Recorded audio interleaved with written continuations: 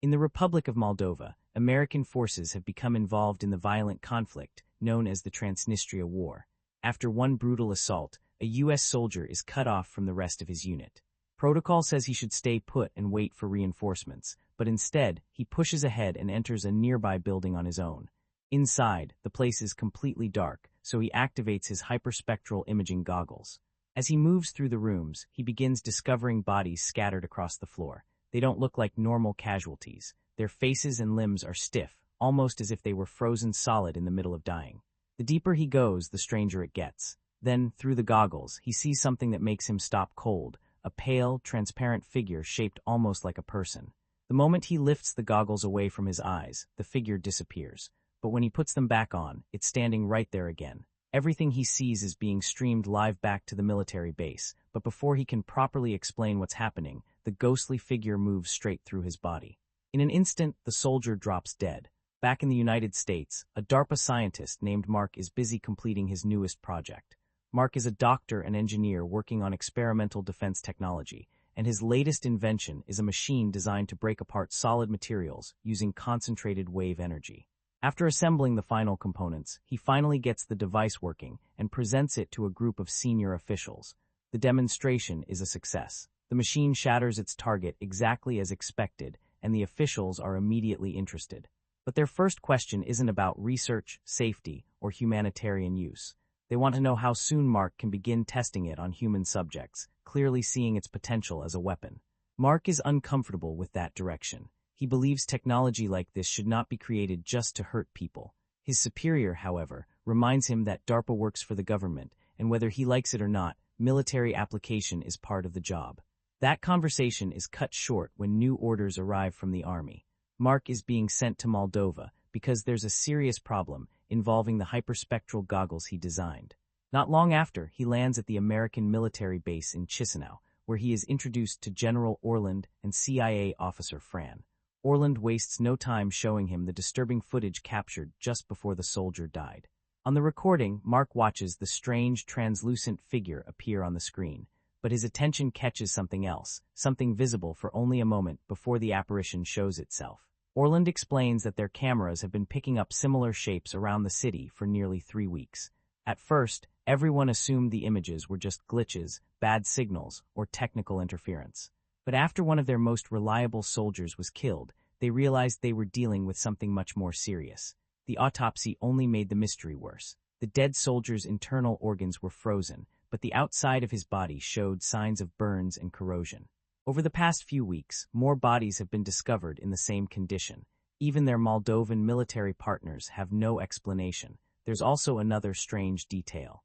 At several of the death sites, local teenagers have spray-painted the words "Genocide Arreter" on the walls. Orland explains that Arreter comes from a local legend, referring to the ghosts of war. The CIA's working theory is that the figures might be soldiers, using some kind of advanced cloaking system, but even that doesn't explain how they're killing people in such an impossible way. Mark doesn't want to jump to conclusions. He says he needs a clearer look at the anomalies before forming any real theory. Luckily, he came prepared. He brought a hyperspectral camera, basically a far more powerful version of the goggles, capable of seeing much deeper into the light spectrum. Orland agrees to send him into the field with a Delta Force unit. Their mission is to locate another team that disappeared the previous day. Mark begins mounting the hyperspectral camera onto the roof of a military truck, but the soldiers aren't exactly impressed. They joke that the civilian scientist is messing with their gear and turning their vehicle into a science project. That's when Captain Cabrera steps in. He knows Mark personally and immediately shuts the teasing down, reminding the men that Mark's team helped design the very trucks they're depending on. Major Sessions, however, is much harder to convince. He doesn't like the idea of dragging a civilian into a combat zone, and he warns Mark that this time, his technology had better protect them instead of creating more problems. Soon after, the whole team gathers for the mission briefing. The missing unit was last heard from inside a 5-story apartment building. Contact was lost the day before, and nobody has heard anything since. The area is controlled by insurgents, which means the team has to expect armed resistance before they even reach the building. Their orders are clear. If they encounter the strange anomalies, they are authorized to neutralize them. But the main goal is to find any surviving soldiers and get everyone out alive. Fran tells the room that the anomalies are most likely enemy fighters wearing advanced electronic camouflage. Mark tries to object, but she cuts him off before he can challenge the theory. She also announces that she'll be joining them in the field. Mark's role, meanwhile, is to remain inside the truck and monitor the helmet camera feeds from the soldiers as they move through the building. The convoy reaches the apartment block without running into trouble. At first, the search seems quiet. The lower rooms are empty, and there are no immediate signs of life. But as the team moves deeper into the structure, they begin finding bodies, both American soldiers and insurgents. Every one of them appears to have died in the same unnatural way as the previous victims. Then Cabrera picks up movement on the sensors. The soldiers move carefully toward an overturned bathtub and pull it aside. Hiding underneath is Sergeant Comstock, shaken and terrified but still alive. Comstock tells them the rest of his team is dead. Their bodies are upstairs on the next floor. He is clearly traumatized by whatever he witnessed, and when the soldiers ask what attacked them, he insists it wasn't human. To him, whatever came through that building was something supernatural. The team advances to the next floor, weapons ready. Inside one of the rooms, they finally see it, one of the translucent figures. A soldier immediately opens fire, landing every shot directly on the target, but the bullets do nothing. The figure doesn't react, doesn't slow down, and doesn't bleed. It simply walks forward and passes straight through him. The soldier collapses dead on the spot. The anomaly then moves out of the room and turns on the rest of the team. The soldiers fire everything they have, but their bullets are useless against it. One by one, the men begin falling, unable to stop the thing moving through them. Watching the situation collapse through the camera feeds, Mark immediately tells them to pull back. To him, staying inside that building is pointless now. But Fran pushes against the idea, arguing that they still don't understand what these things are and need more information before retreating. Mark fires back that they aren't going to learn anything useful if everyone gets wiped out first. Inside the building, the soldiers are already running out of options. Since bullets are doing absolutely nothing, they start throwing grenades, hoping the blasts might at least slow the thing down. Cabrera quickly realizes the mission has gone beyond saving, so he orders everyone still alive to fall back. The survivors grab whoever might still be injured and begin escaping through a window, using cables and wires to lower themselves outside. But even there, they aren't safe. The Spectre follows them toward the window, moving with terrifying ease, killing anyone it can reach before they can get away. By the time they make it back toward the truck, only a small handful of soldiers are still alive. The creature is still coming after them, and for Mark, this becomes his first real chance to capture clear footage with the hyperspectral camera. As the image sharpens on the screen, he can finally study its form more closely. It isn't just a blur or a random energy distortion. The thing has a body shaped like a human. Even more disturbing, it has a complete human face. That detail throws Mark off completely. Cabrera rushes out and tries to attack it himself, firing directly at the Spectre. But just like before, the shot has no effect. The creature passes through him, killing him instantly. Still, Cabrera's final act gives the remaining soldiers just enough time to reach the vehicle and climb inside. With everyone they can save on board, the truck finally tears away from the building and races out of the area. As they drive, Mark tries to question Comstock about what happened before the rescue team arrived. Comstock explains that he spent hours hiding under the bathtub, too terrified to move. He says he saw the Spectre himself, but before he can explain more, the entire truck suddenly jolts violently. A second later, everything goes wrong. The vehicle has rolled straight into a mine zone. The blast throws the truck off balance and sends it crashing hard to the ground. Comstock hits his head during the impact and dies, along with the drivers. In the chaos, Mark focuses on saving the hyperspectral camera, knowing it may be the only tool they have left that can actually detect the creatures. With the truck destroyed and the area still dangerous, the survivors rush into a nearby abandoned factory for cover. Once inside, they try to contact the base, but the radio signal is weak and unreliable. They're cut off, trapped, and surrounded by something they barely understand. As the team catches its breath, they begin talking through what they just witnessed. The more they discuss it, the harder it becomes to keep calling the anomaly advanced technology. The soldiers finally admit what they saw felt less like camouflage and more like something supernatural. Mark doesn't fully accept that explanation, but even he can't deny how strange it is.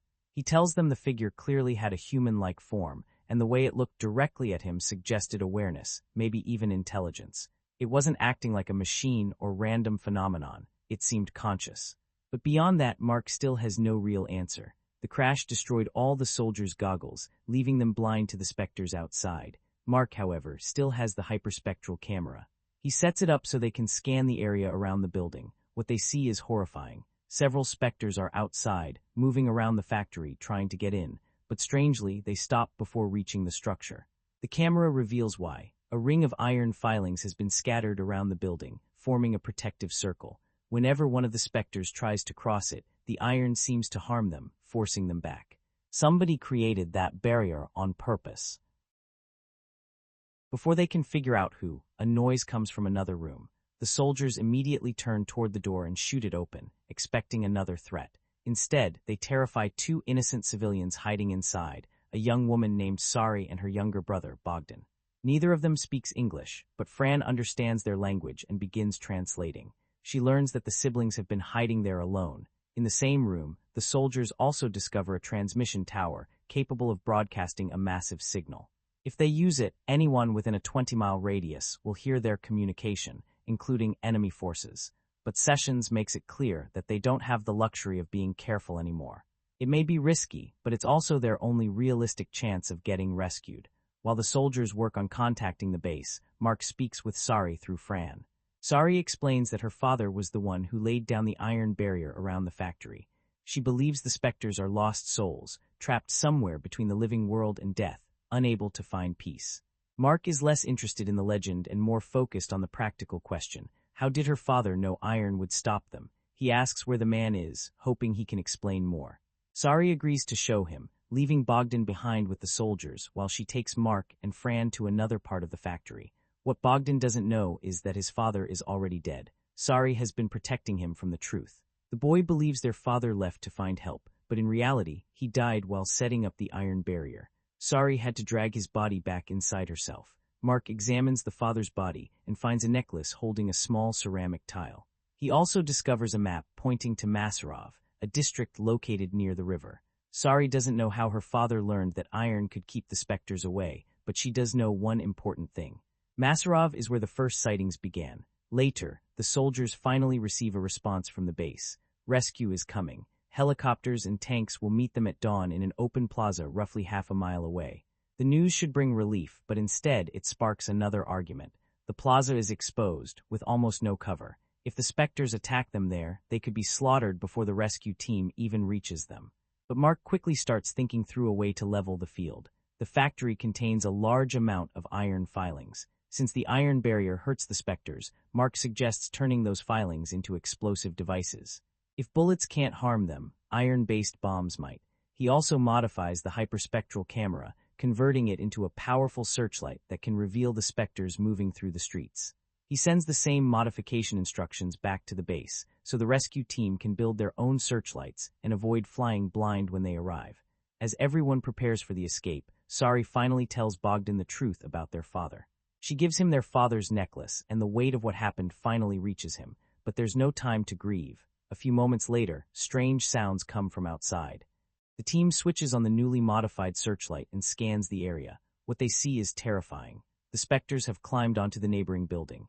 From there, they are using the power lines to cross over the iron barrier without touching it, completely bypassing the protection around the factory. The survivors immediately prepare to move. Sari leads them toward an alternate exit in the back of the building, hoping they can slip away before the creatures close in. But the specters have already found them, and even through the rear exit, they continue hunting the group. Mark swings the searchlight toward the approaching specters, and the moment its beam catches them, the creatures become visible to everyone.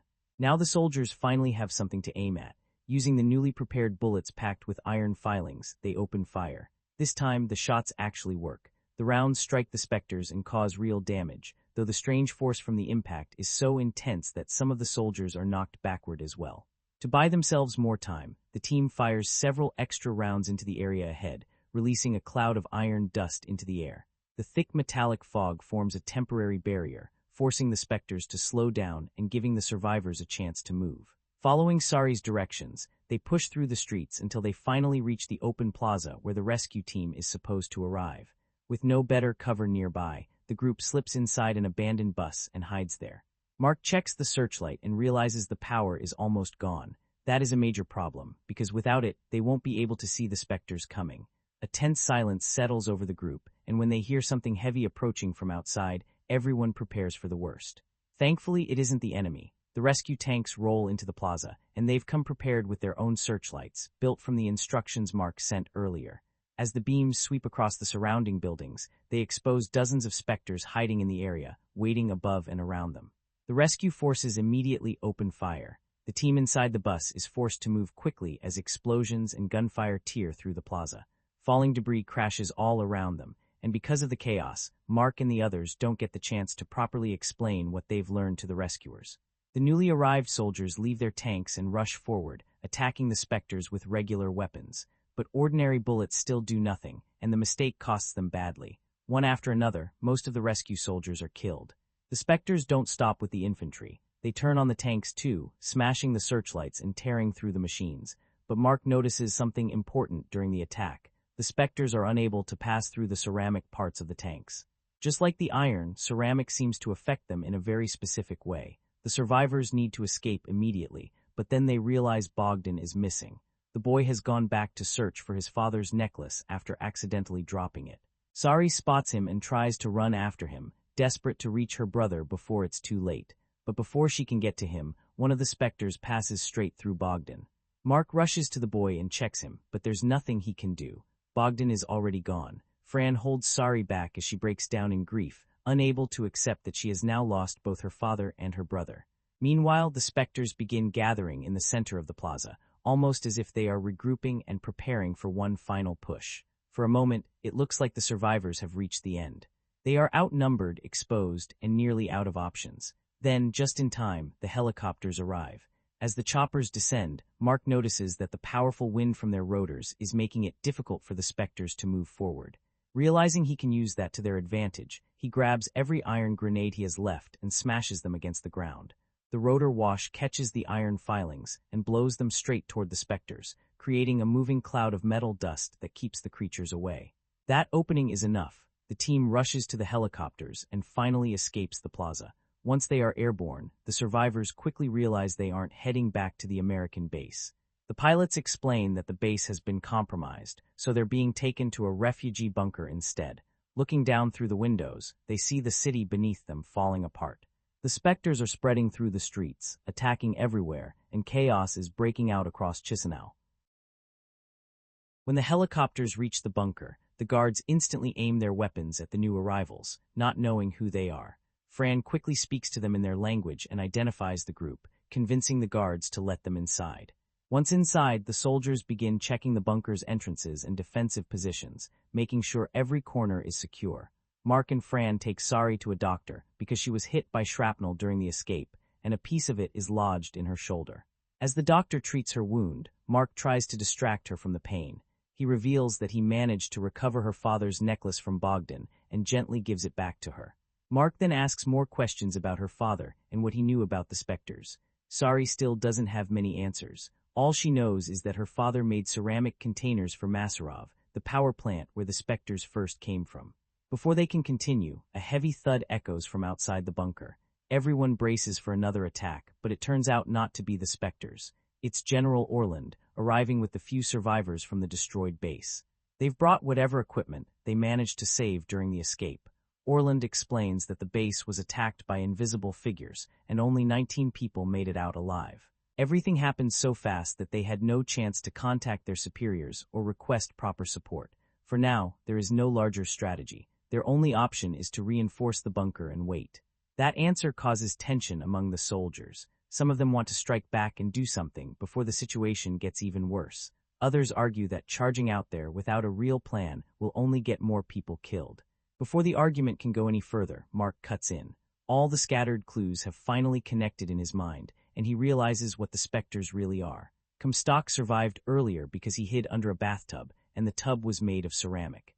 The specters also couldn't pass through the ceramic parts of the tanks. They are damaged by iron, they carry an extreme cold capable of killing a person instantly, and they can pass through solid walls while still being blocked by ceramic. To Mark, that points to one explanation: Bose-Einstein condensate, a rare state of matter first predicted by Satyendra Nath Bose and Albert Einstein. Creating something like that would require an enormous amount of energy, which explains why the specters are connected to the Masarov power plant. Mark concludes that these things aren't ghosts at all. They are a weapon, an experimental one, and somehow the enemy has unleashed it. Mark points out that if the Spectres were created by human technology, then there has to be a way to destroy them too. That thought brings him back to the device he had completed before being sent to Moldova, the wave-based machine capable of tearing materials apart. If he can rebuild a version of it here, it should be able to strike the Spectres with a plasmic discharge powerful enough to break them down. He suggests constructing multiple weapons, using whatever equipment Orland's team managed to bring from the ruined base, along with any electronics they can strip from inside the bunker. The soldiers waste no time. They start searching the entire place for cables, batteries, circuit boards, tools, and anything else Mark might be able to use. Mark immediately gets to work, turning the bunker into a makeshift workshop as he begins assembling as many of the new weapons as possible. Among the gear recovered from the base, they also find a robot the soldiers jokingly call a mechanical Rottweiler. Instead of letting it sit unused, they attach one of the modified searchlights to it, giving the team a mobile way to expose the Spectres in the field. Next, they study a map of the city. Fran gathers information from the locals inside the bunker, and using that knowledge, the group works out the safest route to reach the Masarov power plant by air. The mission is extremely dangerous, but they all understand there is no other choice. If the power plant is truly the source, then stopping the Spectres means going straight into the place where they were made. Before they leave, Orland gathers the soldiers and gives them a powerful speech, reminding them what they are fighting for and why they cannot afford to fail. With that, the team boards the helicopters and heads for the power plant. Once they arrive, the mechanical Rottweiler moves across the platform, sweeping the area with its searchlight. The beam reveals the first group of incoming Spectres, and the soldiers immediately test Mark's new weapons on them. This time, the results are exactly what they hoped for. The plasmic discharge tears through the Spectres and destroys them completely. After confirming the weapons actually work, the other two assault groups leave their helicopters and move into position. Soon, every platform around the plant is blocked off. The soldiers hold their ground, fighting wave after wave of Spectres, while the helicopter carrying Mark, Fran, and two guards pushes ahead toward the inside of the facility. The moment they enter the plant, they are attacked by more Spectres. With the pressure building fast, the group decides to split up. The two soldiers stay behind to hold off the creatures, while Mark and Fran hurry deeper into the facility to find the laboratory. Everyone outside is buying them time, but nobody knows how long the defensive line can hold. Mark and Fran eventually reach a heavy armored door. Fran works on the lock and manages to hack it open. Behind it, they finally step into the main lab and immediately realize something terrible happened there. The scientists inside are all dead. As they search the room, they find X-ray scans showing that the researchers had been studying human bodies at a molecular level. The data reveals the next step of the process. After scanning people, the scientists used a specialized 3D printer to recreate them in condensate form. The lab isn't just a research center. It is an assembly line for manufacturing the Spectres as weapons. Going deeper into the facility, Mark and Fran discover rows of cells containing dozens of trapped Spectres. Some of the containment units are still intact, but many are broken open. That explains everything. An accident must have released a number of the Spectres, and once they escaped, the scientists were unable to control or stop them. Nearby, they find a machine with an emergency shutdown system. The problem is that the instructions are filled with technical terms, and Fran needs time to translate them properly before they can activate it. Outside, the fight is getting worse. The soldiers notice that the newer Spectres are even harder to kill because they can reassemble themselves after being damaged. The weapons still work, but not fast enough, and men begin falling as the creatures keep pushing forward. Back in the lab, Fran finally understands the shutdown procedure. She tells Mark they need to unlock all the ports first, then pull a bracket to release the cables. If they can do it correctly, the system should shut everything down and destroy all the Spectres at once. Mark climbs onto the machine and starts working on the cables while Fran covers him, shooting at the Spectres that break free from their cells and rush toward him. Outside, the energy from the Spectres begins forming into a violent swirling force, almost like a storm made from their bodies. It pushes the soldiers backward and threatens to overwhelm them completely. One soldier aims directly at the center of the growing vortex and opens fire at the same moment Mark finally yanks the cables loose and pulls the bracket free. The entire system erupts with a massive shock wave. Mark is thrown off the machine, and outside, the blast sends soldiers flying across the platform. Then the Spectres begin to fall apart. One by one, their transparent bodies disintegrate. As they vanish, the soldiers can't help noticing the agony on their ghostly faces, as if these things were suffering the entire time. Fran rushes over to check on Mark. After the blast, they have ended up on a lower floor of the facility. That's when they hear a strange sound coming from a hidden room nearby. They open it and discover something even more disturbing than the specters themselves. Inside the room are capsules containing the brains and peripheral nervous systems of real human beings.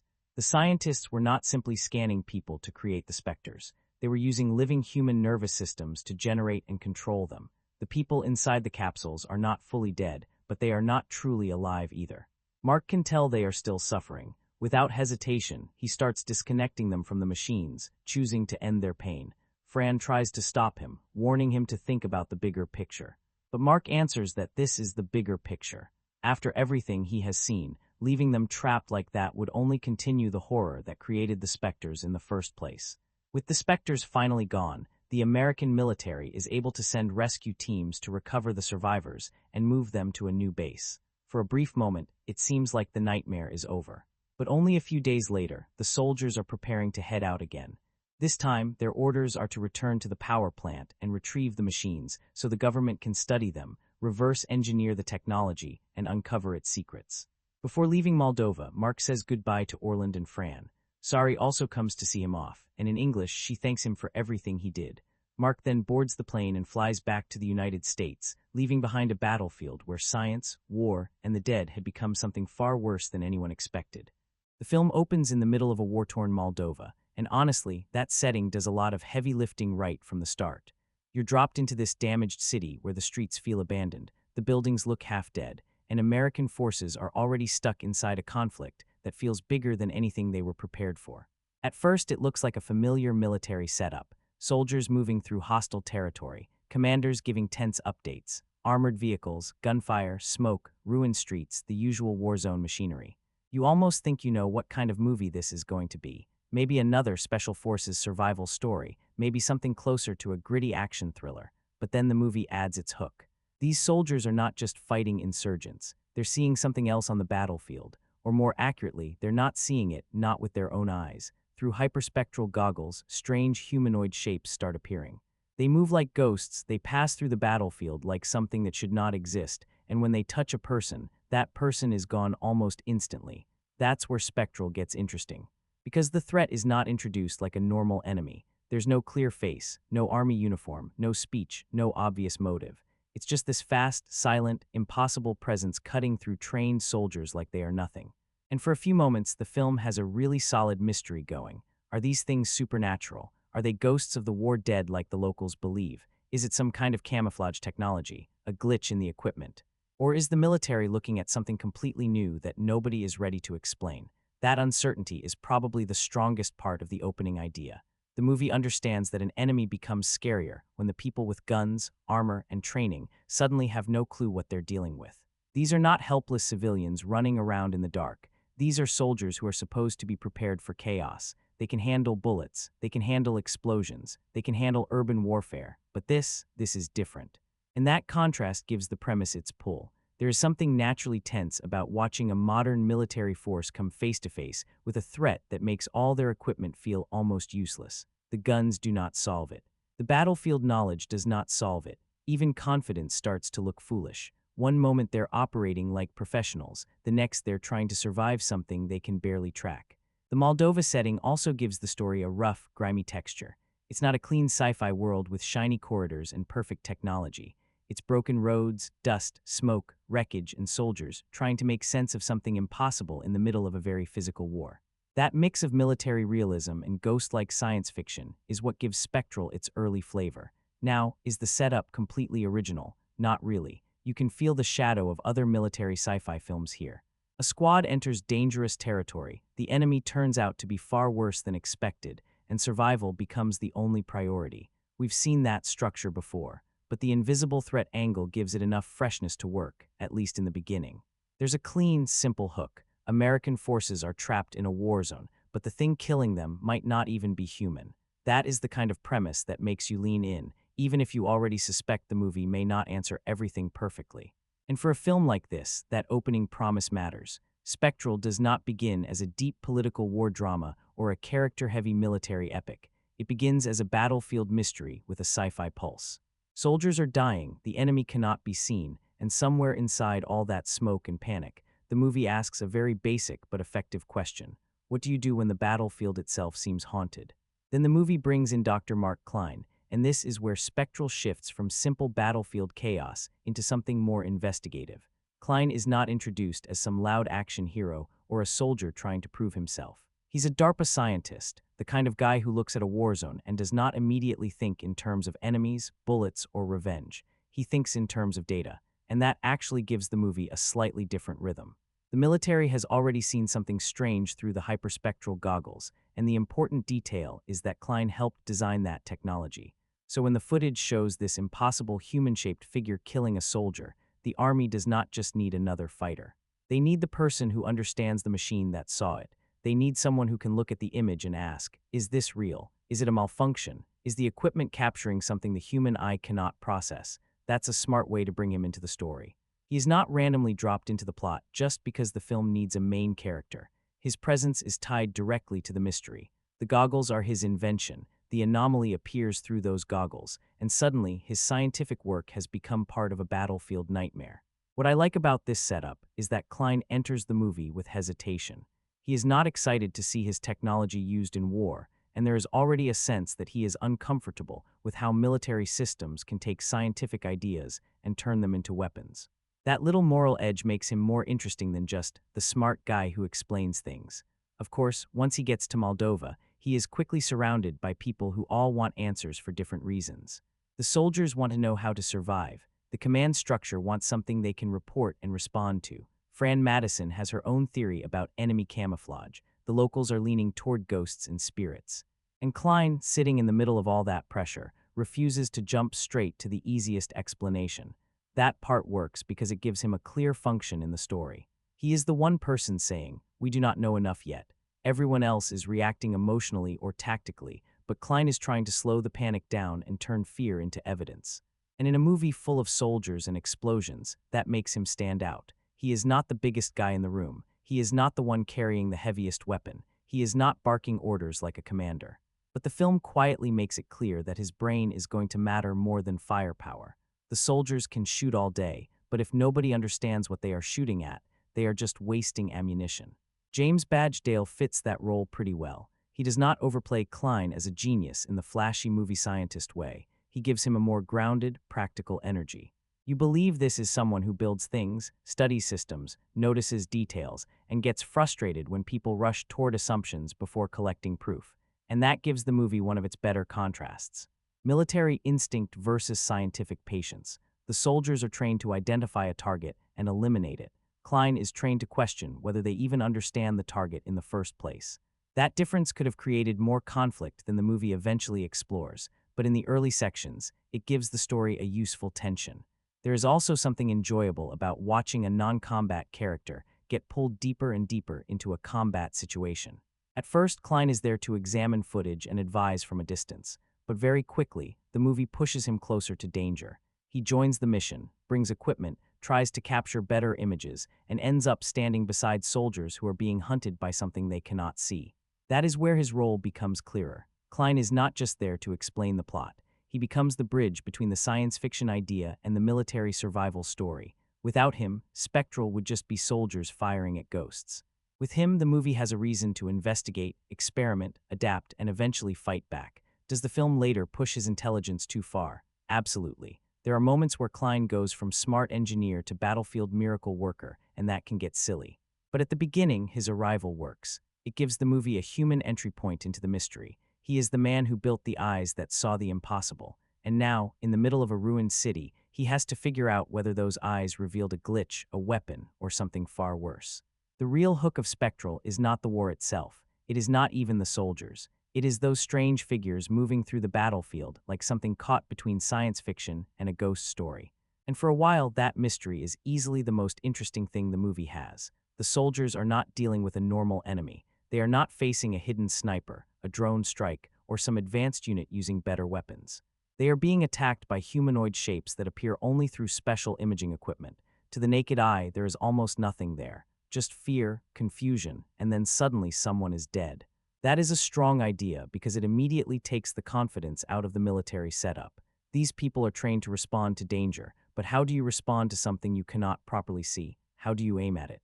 How do you defend against it? How do you even describe it without sounding ridiculous? The movie plays with that uncertainty early on. One person thinks it might be a glitch. Someone else thinks it could be enemy camouflage. The locals believe the dead have returned as spirits. And honestly, from the way these things move, you can understand why people inside the story would start reaching for supernatural explanations. They do not behave like ordinary soldiers. They pass through spaces with this eerie, unnatural speed, and when they make contact, the victim does not just get injured. They are finished. That kind of threat gives the film a creepy edge, even when the movie is functioning as a loud military action thriller. There is something unsettling about an enemy that does not shout, does not negotiate, does not show pain, and does not seem to care about the rules of the physical world. It is not a monster with teeth. It is not a creature hiding in the dark. It is more like a deadly shape, a blur of energy, a figure that should not be there. And that is where the movie's title actually starts to feel appropriate. These beings are spectral, not just because they look ghostly, but because they turn the battlefield into a place where technology and superstition overlap. The goggles show something real, but what they show looks impossible. The soldiers trust their equipment, yet the image on that equipment feels like a nightmare. For me, this is the part where Spectral has its best chance to pull the viewer in. The film creates a simple question and keeps it moving. What are these things? Not just how do we kill them, but what are we even looking at? That question matters because every answer changes the movie. If they are ghosts, then this becomes supernatural horror. If they are camouflaged soldiers, then it becomes a military conspiracy. If they are some kind of experiment, then it becomes science fiction with a darker human-made edge. The fun is in that uncertainty. Now, the movie does not always protect the mystery as carefully as it could. Some viewers may feel it shows too much too soon, and I can understand that. The moment you get a clear look at the threat, some of the unknown starts to fade. Sometimes the scariest thing is not the ghost on screen, but the possibility of what it might be before the movie explains it. Still, the basic concept works. The spectral beings are fast, silent, and almost unfairly powerful. They can move through combat zones like the soldiers are barely obstacles. Traditional weapons do not work against them, which makes every encounter feel one-sided. The military has the training, the equipment, the vehicles, the discipline. And yet none of that means much when the enemy can simply rush through them and leave bodies behind. That is a great starting point for tension, because once the soldiers realize they are not fighting something they understand, the whole mood changes. The mission is no longer about winning a battle. It becomes about surviving long enough to learn the rules. Every good monster, every good sci-fi threat needs rules. What can it do? What can stop it? Why does it exist? Where did it come from? Spectral builds its early energy around those questions. The movie may not answer all of them perfectly later, but in the beginning, the mystery is enough to keep your attention. It gives the action a reason to matter. Every attack is not just another explosion or gunfight. It is another clue that the soldiers are dealing with something far beyond their usual battlefield logic, and that is why the spectral beings are the film's strongest opening idea. They are not deep characters. They are not emotional villains. They are not even fully understood at first. They are a question moving through smoke, and for a movie like this, that is a pretty effective way to begin. One of the more interesting things Spectral does early on is show how every group looks at the same impossible threat and immediately explains it through their own world. That sounds simple, but it actually gives the setup a little more texture than just, here are ghost soldiers, now start shooting. The locals see these things and think of spirits. And honestly, inside a war zone like this, that reaction makes sense. When people are surrounded by death, ruined buildings, missing families, and streets that already look haunted, the idea of the dead rising from the battlefield does not feel completely random. It feels like a fear born from the place itself. These people are not looking at the phenomenon like scientists. They are looking at it through trauma, rumor, and survival. Then you have the military side. For the soldiers, the explanation is more practical. If something is killing their men, then it must be an enemy. Maybe it is advanced camouflage. Maybe it is a new weapon. Maybe the opposing side has developed technology that gives them an advantage. Their instinct is not to wonder if it is supernatural. Their instinct is to identify the target, understand the threat, and figure out how to destroy it. Fran Madison sits somewhere inside that same practical world. She leans toward the idea that this could be camouflage or some kind of hidden enemy tactic. And again, that is believable for her character. She is not there to chase ghost stories. She is CIA, so naturally she thinks in terms of intelligence, hidden operations, and enemy capabilities. If there is something strange on the battlefield, her first thought is not, the dead have come back. It is, someone is hiding something, and then there is Klein. Klein is the one who refuses to let fear choose the answer too early. He does not fully accept the ghost explanation, but he also does not blindly accept the camouflage theory. His response is basically, we do not have enough data. And that makes him important, because in a movie full of people reacting fast, he becomes the one person trying to slow the room down. That contrast is one of the better parts of the premise. A technician looks at strange footage and thinks it must be a glitch. A soldier looks at the same image and sees an enemy. Locals see spirits. Madison sees a possible military tactic. Klein sees a question that still needs proof, and that is a very human detail. People do this all the time. We interpret unknown things based on what we already believe, what we fear, and what our job has trained us to notice. Spectral does not turn that idea into some deep philosophical debate, but the seed is there, and it makes the mystery feel a little less flat. The film could have done even more with this.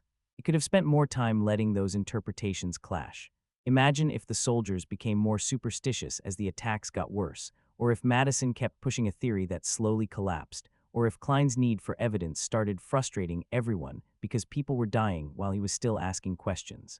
There is room there for sharper drama, but even in the version we get, the basic idea works, because the threat is frightening not just because it kills people, but because nobody can agree on what it is. That uncertainty creates pressure. If it is a weapon, then maybe it can be disabled. If it is a creature, maybe it has weaknesses. If it is a ghost, then everything the soldiers know becomes useless. If it is a glitch, then maybe the army is chasing shadows while real danger is somewhere else. Every theory opens a different movie, and for a while, Spectral lets those possibilities hang in the air. That is when the film feels most alive, before everything is explained, before the science starts getting heavy, before the action takes over completely. The best version of this movie is in that uneasy space where technology, superstition, and military logic are all trying to explain the same nightmare. That is why Klein's cautious approach matters. He is not just being the smart guy in the room. He is the one reminding everyone that the first explanation is not always the right one. In a war zone, that kind of patience is almost unnatural. Everyone wants an answer immediately because an answer means control. But the problem with these spectral beings is that control disappears the moment they arrive. And so the movie's early tension comes from this simple conflict. Everyone sees the same impossible image, but nobody is really seeing the same thing. What makes Spectral a little frustrating is that the central idea is genuinely good. You have a war zone. You have elite soldiers. You have a scientist pulled into the field because his own technology has captured something impossible. And then you have these ghost-like figures moving through the battlefield, killing people in seconds, while nobody can decide whether they are supernatural, technological, or something even stranger. That is a strong hook. It is the kind of premise that immediately sounds like it should be more memorable than the average military sci-fi movie. There is a built-in mystery. There is danger. There is a clean visual idea. Soldiers fighting something they cannot see is already tense, and when the enemy looks like a ghost but behaves like a weapon, the movie has something to play with. The problem is that once you get past that hook, the structure underneath is very familiar. At its core, Spectral becomes a survival mission. A special forces team goes into hostile territory, the situation goes wrong, the enemy turns out to be far more dangerous than expected, and now the group has to fight, run, regroup, and figure out how to stop it. That is not a bad structure. It works for a reason. It keeps the story moving and gives the audience an easy path to follow. But it also means the film starts feeling predictable sooner than it should. You can almost feel the beats lining up. The soldiers do not trust the civilian scientist at first. The mission gets worse. The enemy overwhelms them. The team falls back. Klein studies the threat. A solution appears. Then the movie builds toward a bigger final assault. Again, none of this is terrible. It is functional. It gives the movie momentum. Still, for a concept this cool, you kind of want the story to surprise you more. The invisible enemy idea feels fresh enough that the movie could have gone deeper into mystery, paranoia, or even psychological fear. Instead, it often settles into a more straightforward action rhythm. Here is the threat. Here is the escape. Here is the explanation. Here is the counterattack. It is clean, maybe too clean, and that makes the film easier to watch but also easier to forget. And that is really the strange balance of Spectral. It is not boring in the way a lifeless movie is boring. There is enough happening. The action keeps coming, the effects look solid, and the premise keeps you interested for a while. But the story itself rarely feels like it is opening new doors. It mostly takes a cool idea and places it inside a familiar military action container. That is why some viewers walk away satisfied and others walk away slightly disappointed. If you just want a slick sci-fi action film, the simplicity might actually work in its favor. You do not have to decode a complicated plot. You do not have to follow 10 different subplots. The movie gives you a problem, puts people in danger, and keeps pushing forward. There is value in that, especially for a casual watch. But if you go in expecting the concept to become something richer, then the film feels like it leaves a lot on the table. There is a bigger movie hiding inside Spectral. You can feel it. A version with stronger world building, sharper character drama, more time spent on the mystery, and a more unsettling sense of what these beings represent. The ingredients are there, but the film does not always cook them long enough. Instead, it gives us a story that is solid, simple, and very direct.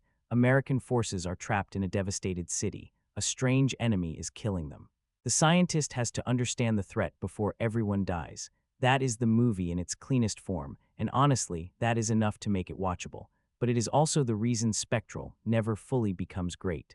The concept feels bigger than the story built around it. The idea has teeth, but the plot keeps sanding those teeth down into something safer, more familiar, more comfortable. And maybe that is why the film works best when you stop expecting it to reinvent anything. It is not trying to be a deep sci-fi masterpiece. It is a straightforward military survival thriller with one very cool supernatural-looking hook. And depending on your mood, that might be enough. Spectral is one of those movies where you can almost feel the trade-off happening in real time. On a visual level, it knows how to sell itself. The ruined city looks harsh and dirty. The soldiers move through smoke and broken concrete. The weapons look heavy, the explosions hit hard, and the spectral beings have that slick, ghostly digital look that makes the movie feel bigger than you might expect from something that ended up on Netflix. And for a while, that surface is enough. There is a certain pleasure in watching a film that understands the power of a good image. A squad pushing through a destroyed street, strange shapes appearing through military goggles. Gunfire lighting up a dark industrial space, armored vehicles rolling into a battlefield that already feels doomed. Spectral may not always make complete sense, but it does understand how to look like a serious sci-fi action movie. That is probably why it works better when you're not asking too many questions, because the moment you start pulling at the story, things get a little shaky. The plot is simple, sometimes too simple. The logic bends whenever the action needs it to bend. The science sounds impressive in the moment, but it does not always feel fully earned. Characters make decisions because the movie needs them in the next sequence, not always because those decisions feel natural. But then, just when you begin noticing the cracks, the movie throws another loud, stylish set piece at you. And honestly, that is part of its charm. Spectral is not a film built on deep emotional writing or airtight storytelling. It is built on momentum, visuals, and the basic thrill of watching soldiers face something they cannot understand. It wants you to lean back, accept the premise, and let the action carry you. If you do that, there is fun here. Not brilliant fun, not unforgettable fun, but solid, pulpy, late-night sci-fi fun. The phrase "style over substance" fits this movie almost too perfectly, but I do not think that automatically makes it worthless. Some films survive because of atmosphere. Some survive because of a strong lead. Some survive because the action is staged well enough that you forgive the weaker parts around it. Spectral sits somewhere in that space. It has just enough polish to keep you watching. The visuals give the film weight that the script does not always provide. The sound design makes the threat feel more intense than the writing sometimes does. The warzone setting creates a mood that is more interesting than many of the characters walking through it. There are moments where the movie looks like it has a much richer story behind it than it actually does, and that is the frustrating thing. You can see the money on the screen. You can see the effort in the design. You can see the filmmakers trying to make a military sci-fi thriller that feels cinematic, harsh, and exciting. But the writing does not always rise to meet that presentation. It is like the movie is wearing the armor of a much smarter film, while underneath it is still a fairly straightforward action ride. That does not mean it fails completely. For the right viewer, Spectral is exactly the kind of movie that works because it does not demand too much. You do not sit there expecting layered character psychology or a flawless political backdrop. You watch it for the strange enemy, the slick effects, the battlefield chaos, and that simple question of how these people are going to fight back. But if you need the story to be watertight, this film will test your patience. There are too many moments where spectacle is used to distract from convenience. Too many scenes where the movie hopes you are too caught up in the noise to ask how something happened so quickly, or why a character is suddenly able to solve a problem that should be impossible. It keeps moving, and movement can hide a lot. Still, there is a reason people keep giving this movie a pass. It has energy, it has scale, it has a clean visual identity. And even when the story feels thin, the presentation keeps trying to convince you that you are watching something bigger, darker, and more intense than the script actually is. That is Spectral in a nutshell. Not a great story wrapped in average visuals, more like an average story wrapped in surprisingly strong visuals. And depending on what you want from a sci-fi action film, that can either feel like a disappointment or a perfectly acceptable way to spend an evening. Now, this is where Spectral starts asking the viewer for a little too much generosity, because if you sit back and take it as a loud sci-fi action movie, it moves well enough. The soldiers are in danger, the enemy looks cool, the battlefield has energy, and the movie keeps pushing forward. But the second you start thinking about the details, the whole thing begins to wobble. Not collapse completely, but wobble. A lot, the story keeps throwing scientific explanations at the audience, and some of them sound interesting in the moment. You hear enough serious words, enough references to energy, imaging, experimental technology, and strange physical behavior, and for a few seconds you might think, okay, maybe the movie has a real system behind all this.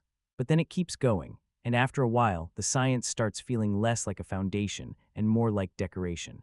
It is there to make the impossible sound slightly less impossible. The movie wants the threat to feel grounded, but it also wants the freedom of a ghost story.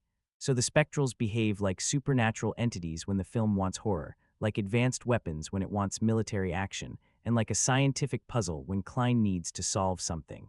That mixture can be fun, but it is not always clean. There are moments where the explanations come so quickly that they barely have time to settle. Something huge happens, something that should completely change the way the characters understand the threat, and instead of properly building to it, the movie sometimes just drops the information through dialogue and rushes into the next action scene. That is one of the bigger problems. The film often tells us important things after the fact instead of letting us feel the discovery, and then there is the logic of survival. These spectral beings are presented as brutally fast, nearly unstoppable, and almost impossible to fight with normal weapons. They tear through trained soldiers like the soldiers are completely outmatched. So when some characters keep surviving situations where everyone else gets wiped out, it does start to feel convenient. You understand why the movie needs them alive, obviously, but the threat is so powerful that survival sometimes feels less earned and more protected by the script. That is where the tension can actually work against the film. If the enemy is too strong, too fast, and too lethal, then the movie has to be very careful about how anyone escapes. Otherwise, instead of thinking, that was intense, you start thinking, wait, how did they not die there? And Spectral gives you a few of those moments. The same thing happens with the technology. The hyperspectral goggles are a cool idea, and they help create the whole mystery. But the movie leans on equipment and science in ways that occasionally feel too neat. Someone has the right device at the right time. A theory arrives just when the plot needs it. A solution becomes available because the story has reached the point where a solution must exist. It is not that a sci-fi movie needs to be a physics textbook. That would probably make it unbearable. But even fictional science needs a rhythm. It needs cause and effect. It needs rules that feel consistent enough for the audience to trust them. Spectral sometimes has rules, and sometimes it has vibes. And honestly, the vibes are better than the rules. The film is much more convincing when it is showing soldiers panicking in a ruined street than when it is trying to explain exactly why these beings work the way they do. The visuals sell the danger, the sound sells the impact, the atmosphere sells the fear, but the explanations, they can get a little slippery. You also get the usual movie shortcuts, timeframes that feel too compressed, discoveries that happen too easily, characters accepting huge scientific conclusions with surprising speed, complex ideas getting solved in the middle of a war zone while everyone is under pressure and half the city is falling apart. It is entertaining, sure, but believable, not always, and that is really the main issue. Spectral wants to be taken seriously enough to use scientific language, military procedures, and a gritty war setting.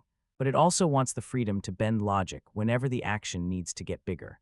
Those two instincts keep pulling against each other. If the movie had leaned fully into pulpy nonsense, maybe the weak logic would not stand out as much. If it had leaned harder into grounded science fiction, maybe the explanations would have felt stronger. Instead, it lands somewhere in the middle, and that middle ground makes the cracks easier to notice. Still, for some viewers, this will not be a deal-breaker. This is the kind of film where you can unhook the critical part of your brain a little and enjoy the ride. You accept that the science is dramatic, the solutions are convenient, and the plot holes are part of the package. And if you do that, the movie still gives you enough action and atmosphere to stay watchable. But if you are the type of viewer who needs the story to be airtight, Spectral is going to make you pause more than once. Because beneath all the smoke, gunfire, and ghostly visuals, there is a script that keeps asking you not to look too closely. and the closer you look, the more you realize the movie is held together less by logic and more by momentum. And then we get to one of the most talked about parts of Spectral, Klein suddenly turning into a battlefield version of MacGyver. Now, to be fair, the movie sets him up as a very smart, very practical scientist. He is not just some lab guy who panics the moment bullets start flying. He understands systems. He knows how equipment works. He can look at technology and see what it can become, not just what it was designed to do. That part is fine. Actually, it is one of the better things about his character. The problem is that Spectral starts pushing that idea so far that it becomes hard not to smile at it, sometimes not in the way the movie probably intended. Once Klein begins understanding the nature of the threat, the film moves into this full-on invention mode. Suddenly, the answer is not just analysis or strategy. It is building weapons, not simple tools, not rough emergency fixes. We are talking about advanced countermeasures, upgraded gear, specialized equipment, and battlefield-ready solutions created under impossible pressure with whatever happens to be lying around. And look, in a pulpy sci-fi action movie, that can be fun. There is something satisfying about watching the characters stop running and finally prepare to fight back. The movie understands that feeling. After spending so much time watching soldiers get destroyed by an enemy they cannot touch, there is a natural thrill in seeing them build something that might finally give them a chance. The montage energy is there, people working fast. Sparks flying, weapons being modified, everyone suddenly has purpose again. The film wants you to feel that shift from helplessness to resistance, but it also feels very convenient, because Klein does not just think quickly. He practically rewrites the rules of battlefield engineering in a few hours. The movie asks us to believe that, inside a dusty bunker or damaged facility, with limited time and limited resources, he can help create an arsenal capable of dealing with a threat nobody understood a short while ago. That is a big ask, a very big ask, and this is where the movies just go with it. Quality becomes obvious. If you are enjoying the ride, you might accept it as part of the fun. The scientist figures out the weakness, the soldiers upgrade their weapons, and now the final battle can happen. Simple, clean, entertaining. But if you are paying attention to the logic, it starts feeling ridiculous pretty quickly. The film treats engineering like movie magic. Need a weapon? Give Klein some scraps, a bit of military hardware, a few serious looks, and maybe half an hour. Problem solved. Need more than one weapon? No issue. We can build a whole set. Need everyone ready for a final assault? Perfect, just cue the montage. That is where the tension drops a little, because the enemy originally feels terrifying because the soldiers have no defense. Their weapons are useless. Their training does not matter. They are up against something that makes modern warfare look helpless. But once Klein starts solving everything so quickly, the threat becomes less mysterious and more like a technical problem waiting for the right gadget. And honestly, that changes the flavor of the movie. Early Spectral feels like horror mixed with military sci-fi. Later Spectral starts feeling more like a video game upgrade sequence. The team reaches a new level, unlocks better gear, and heads toward the boss fight. That is not automatically bad, but it does make the story feel more mechanical. Still, I can see why some viewers enjoy it. There is a simple pleasure in watching intelligence beat brute force. The soldiers cannot shoot their way out of the problem at first, so Klein's mind becomes the weapon. He studies, adapts, improvises, and gives them a fighting chance. That idea fits the movie's science versus chaos theme pretty well. The execution is just too neat. If the film had shown more trial and error, maybe it would have worked better. If Klein had failed a few times, or if the weapons were unstable, dangerous, incomplete, or barely functional, the whole thing might have felt more believable. Instead, the solutions arrive with the smoothness of a movie that knows it has a final action sequence to reach and does not want to slow down. So the MacGyver material becomes both entertaining and silly. It gives the movie momentum, but it also exposes how thin the logic can be. It makes Klein look brilliant, but sometimes too brilliant. It creates a fun comeback moment, but at the cost of making everything feel a little too easy. And that is Spectral all over again. A cool idea, a slick presentation. A scene that works emotionally because you want the heroes to finally fight back. But underneath that, there is always that small voice in your head asking, wait, they built all of this from that. This is where Spectral knows exactly what kind of movie it wants to be. Whatever problems the story has, whatever holes you can poke in the science or the logic, the film does understand one very basic thing. People came here to watch soldiers get thrown into an impossible fight. And on that level, it delivers a decent amount of action. The combat is loud, chaotic, and very much built around that modern military sci-fi flavor. You get armored vehicles pushing through broken streets, soldiers shouting over gunfire, weapons lighting up dark spaces, explosions tearing through the war zone, and that constant feeling that the team is being forced deeper into a situation they were never properly briefed for. It is not graceful action. It is not clean or elegant. It is messy, smoky, and aggressive, which honestly fits the movie pretty well. The best action scenes work because the soldiers are not just fighting a tougher enemy. They are fighting something that makes their normal battlefield instincts almost useless. These are trained military operators. They are used to clearing rooms, responding to threats, watching corners, following orders, and trusting their equipment. But when the enemy can rush through the battlefield like a ghost and drop people instantly, all that training starts to look frighteningly small. That is when the movie finds its energy. The gunfights are not interesting because the soldiers might outshoot the Spectrals. They clearly cannot, at least not at first. The fun comes from watching them try to survive the shock of that realization. They fire because that is what they know how to do, but the bullets do not solve the problem. The enemy keeps coming. The team keeps losing ground. The mission keeps collapsing. There is something effective about that. Spectral has plenty of familiar military action ingredients, but the invisible threat gives those sequences a slightly different edge. A normal shootout has a kind of rhythm. You know where the danger is coming from. You can track who is shooting, who is pinned down, who needs cover. Here, the danger feels less stable. It can come from almost anywhere, and sometimes the characters only understand what happened after someone has already died. That keeps the early battles from feeling completely standard. The movie also benefits from its war zone setting. The action does not happen in bright, polished environments. It happens in ruined streets, damaged buildings, industrial spaces, and bunker-like areas where everything feels heavy and unstable. The environment adds pressure. It looks like a place where escape routes can disappear quickly, and every corner might become a trap. Now, is the action unforgettable? Not always. Some sequences are more functional than memorable. The movie has momentum, but it does not always create those one or two signature moments that stick in your head long after the credits. A lot of the combat can blur together into gunfire, running, explosions, regrouping, and more gunfire. But in the moment, it works, and that matters for a film like this. Spectral is not trying to be a quiet, slow-burn drama. It is trying to keep you engaged through pressure, movement, and escalating danger. When the soldiers are pinned down or forced to retreat, the film has a solid pulse. You feel the panic rising because everyone is armed, everyone is trained, and still nobody seems properly prepared. That is the action's best trick. It makes firepower feel inadequate. Usually in military action movies, more weapons mean more control. Bring in heavier guns, bigger vehicles, better gear, and the heroes can push back. But here, the early combat flips that expectation. The equipment looks impressive, the soldiers look capable, and yet the enemy tears through them anyway. That creates a kind of helplessness that makes the action more tense than it would be in a basic insurgent shootout. The movie also has that slightly video game quality people mention, and I do not think that is completely an insult. There are missions, objectives, retreats, gear upgrades, and increasingly intense confrontations. Sometimes it feels like watching a squad move from one level to the next, surviving long enough to unlock the next piece of information. That can make the storytelling feel mechanical, yes. But it also gives the action a simple forward drive. You always know the immediate problem. Get out of the street, reach shelter, survive the next attack, understand the enemy, find a way to fight back.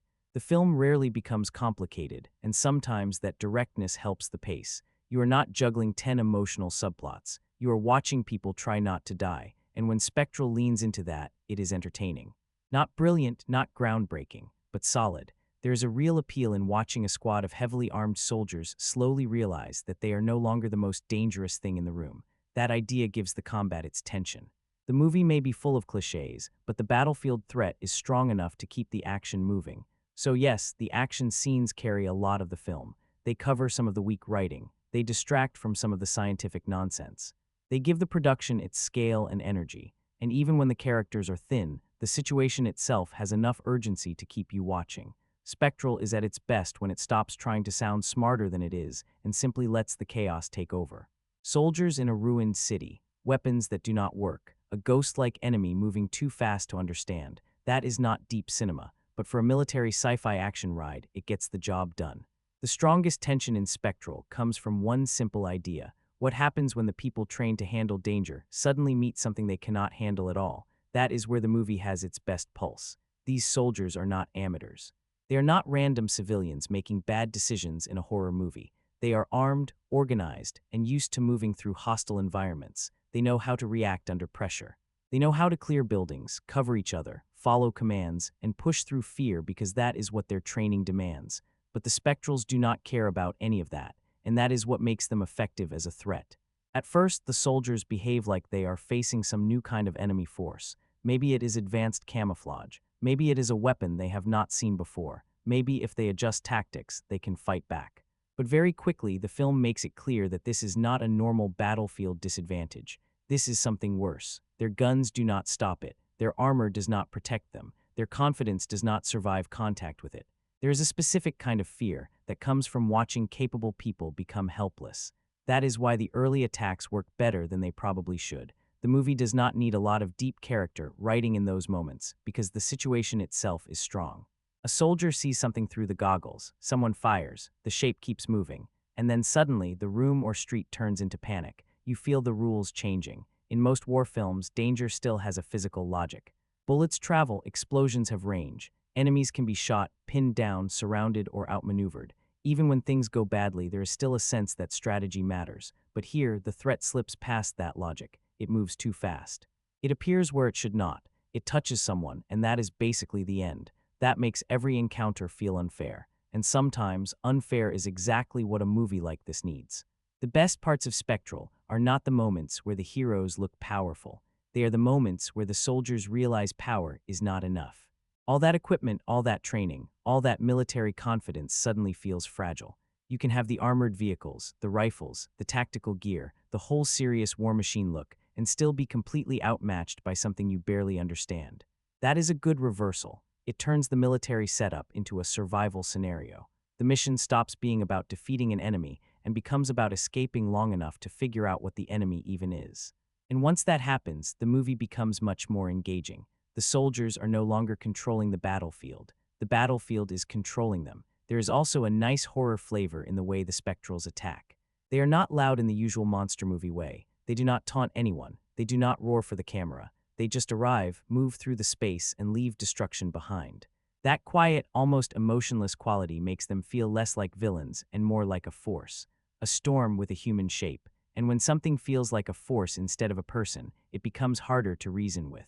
You cannot intimidate it. You cannot negotiate with it. You cannot scare it back. You either understand its weakness or you run. That run instinct is where the tension really kicks in. Spectral becomes more exciting when the characters stop pretending they can win every fight. There is something satisfying about a movie letting its soldiers retreat, panic, regroup, and admit that they are not ready. It gives the danger weight. It makes the audience feel that the Spectrals are not just another target waiting to be beaten in the next scene. For a while, they feel almost unbeatable. And that is important, because the film needs the threat to feel larger than the humans facing it. If the Spectrals were just another type of enemy soldier, the movie would become ordinary very quickly. But because they seem to break the rules of combat, they give the story a different kind of pressure. Every step forward feels risky. Every dark corner matters. Every delay could get someone killed. Of course, the movie eventually has to find a way to fight back. That is just the shape of this kind of story. The heroes cannot spend the whole film running. But before the solutions arrive, before the explanations narrow everything down, Spectral has a solid stretch where the enemy feels genuinely overwhelming. That is the version of the movie that works best. A squad of trained soldiers, stripped of control. A scientist trying to understand something faster than people are dying.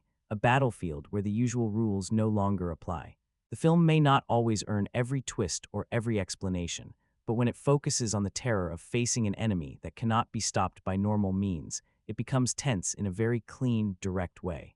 Not because the characters are deeply written, not because the politics are complex, but because the situation taps into a basic fear, being fully prepared for war and still being completely unprepared for what comes next. For all the complaints you can throw at Spectral, one thing is hard to deny. The movie looks and sounds bigger than you expect. That might be the biggest surprise here. This is not one of those streaming sci-fi films where everything feels cheap the second the action starts. Spectral has actual weight on screen. The environments feel damaged, the military gear looks convincing, and the spectral beings themselves have enough visual polish to make the threat feel like it belongs inside a much more expensive production. You can tell money was spent here, not always on the script maybe, but definitely on the presentation. The CGI is easily one of the film's strongest weapons. The Spectrals have that strange, ghost-like, energy-based design where they look human enough to be disturbing but unnatural enough to feel wrong. They are not just transparent people floating around. They have movement, speed, texture, and this kind of cold digital presence that helps sell the idea that the soldiers are dealing with something outside normal combat. And when they attack, the effects usually do their job. The impact is quick, harsh, and visually clear enough that you understand why the soldiers are terrified. These things do not just injure people, they erase confidence from the scene. One touch, one rush forward, and a trained fighter is gone. The film's effects help communicate that danger without needing long speeches. The sound design helps even more. This is a movie that wants to be felt through speakers. The gunfire has punch, the explosions have force. The machinery, vehicles, and battlefield noise all create that constant sense of pressure. And then you have the spectral threat cutting through that noise with its own eerie energy. The film knows how to use sound to make the invisible feel present, which is important because so much of the threat depends on something the characters cannot properly see. That combination of heavy military sound and strange sci-fi audio gives the action a bigger impact than the writing alone could have managed. There are moments where the story may not fully convince you, but the sound and visuals almost bully you into staying engaged. A scene starts getting silly, then something explodes, the screen fills with smoke and energy, the subwoofer kicks in, and suddenly you are back in it. Not because the plot got smarter, but because the movie still knows how to create a strong sensory experience. And honestly, that matters for this kind of film. Spectral is not trying to be quiet, subtle science fiction. It is built like a combat ride. The camera moves through broken urban spaces, the soldiers are surrounded by debris and fire, and the enemy has this slick, glowing, otherworldly look that contrasts nicely with the dirty physical world around it. That contrast is probably why the movie is visually appealing. The setting is gritty, but the threat is almost clean in a strange way. The soldiers are covered in dust, carrying heavy weapons, moving through ruined streets. Then these spectral figures appear like something made from cold energy and bad science. The two visual languages clash in a way that gives the movie its identity. Even the military hardware gets attention.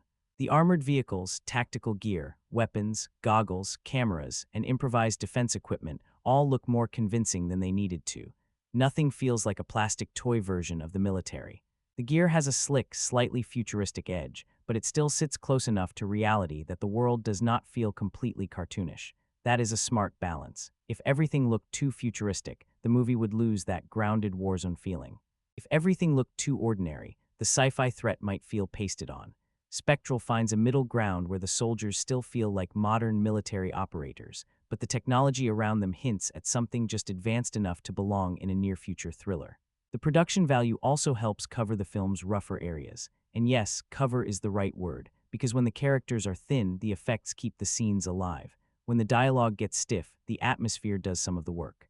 When the science starts sounding shaky, the design makes it easier to accept. The movie often survives because its surface is so much stronger than its foundation. That is not always a compliment, but it is still a real achievement. Some movies with far bigger ambitions look cheaper than this. Spectral may have a routine story, but it rarely looks careless. There is craft in the way the world is built. The ruined city has scale. The action has impact. The digital effects are not perfect in every shot, but they are strong enough to keep the illusion alive most of the time. You do notice a few rough edges here and there. Some movement, especially around vehicles or larger action moments, does not always feel completely natural. A few digital shots have that slightly weightless quality that gives the game away. But compared to the average lower-profile sci-fi action film, Spectral holds up better than expected. It has that, why didn't this get more attention? Look, you can understand why some viewers were surprised that it did not receive a bigger release. Whatever happened behind the scenes, the finished film does not look like something tossed together with no confidence. It looks like a real attempt at a cinematic military sci-fi thriller, with enough polish to make the world feel dangerous and large. And that is why the effects are not just decoration. They are central to why the movie works at all. The spectral beings need to look convincing, or the entire premise falls apart. The battlefield needs to feel intense, or the survival story loses pressure. The sound needs to hit hard, or the action becomes flat. In all of those areas, the film does better than its script sometimes deserves. So while Spectral may not be the sharpest sci-fi movie, it is absolutely one of those films where the technical side keeps dragging it back from the edge. The story stumbles, the logic bends, the characters could use more life. But the visuals, the CGI, the sound, and the overall production value keep saying, stay with it. And for a lot of viewers, that will be enough. One of the things Spectral gets right almost immediately is the feeling of the place.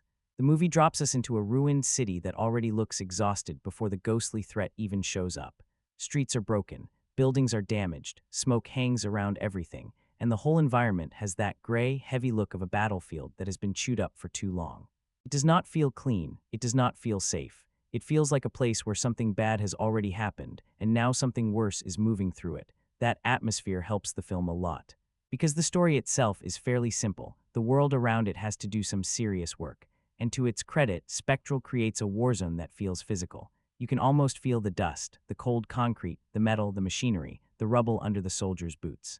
It gives the movie texture. Even when the writing is not especially deep, the setting makes the situation feel more serious than it might have on paper. The visual design is also smart because it keeps the sci-fi element grounded in a rough military environment. This is not shiny spaceship science fiction. There are no perfect white rooms or clean futuristic cities. Instead, the movie gives us destroyed streets, abandoned industrial spaces, damaged facilities, and grim urban corners where every location feels like it could collapse or become a trap. That kind of backdrop makes the spectral beings feel even stranger. They are these smooth, ghost-like shapes moving through a world full of broken concrete and military hardware. The contrast works. The city is dirty and realistic, while the threat feels unnatural and almost impossible. One belongs to war, the other feels like it has slipped in from a nightmare. Together, they give the film its strongest visual identity. And honestly, without that setting, Spectral would lose a lot of its power. The ruined Moldova backdrop gives the movie a sense of scale. You are not just watching people run through random hallways. You feel like the characters are trapped inside a larger conflict, even if the film does not explore that conflict very deeply. There are tanks, armored vehicles, checkpoints, destroyed buildings, and soldiers moving through areas that look like they have been fought over again and again. The movie understands that a good war zone is not just a place where action happens. It is a mood. It tells you that order has already failed. It tells you that people have already suffered here. It tells you that nobody fully controls the space anymore. And once the invisible enemy enters that environment, the city starts to feel almost cursed. The battlefield is no longer just dangerous because of bullets and bombs. It becomes dangerous because nobody knows what is hiding in the smoke. That is where the gritty design really helps the tension. A clean location would make the spectrals too easy to read. But in a city full of dust, fire, debris, shadows, and chaos, the threat feels harder to understand. The soldiers are already dealing with limited visibility, broken spaces, and the confusion of combat. Then you add something that can barely be seen at all, and the whole environment becomes part of the fear. There is also a nice weight to the military visuals. The armored vehicles look solid. The weapons do not feel like cheap props. The gear has that slick, tactical look without turning the whole film into a cartoon.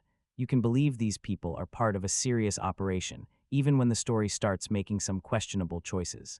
That attention to detail makes the movie feel more expensive than it probably has any right to feel. The battlefield hardware, the smoky streets, the industrial locations, the bunkers, the command spaces, all of it gives Spectral a kind of grounded surface.